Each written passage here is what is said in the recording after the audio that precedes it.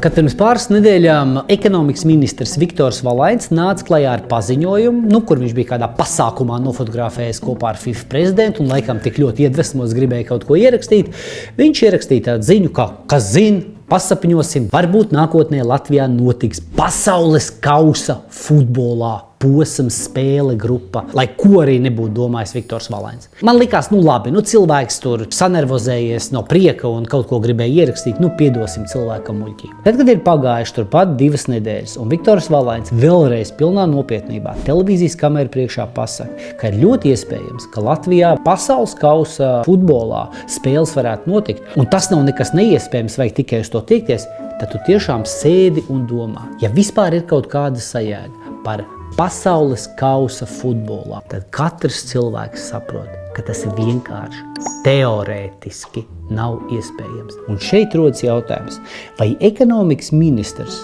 mums ir vienkārši naivs muļķītis, kurš tiešām tic brīnumiem, tic Ziemassvētku vecītiem, tic laumiņām, fejām, vai arī viņš tiešām sabiedrību uzskata par tik glupu, kurai var barot pasakas un uzdot tās par realitāti.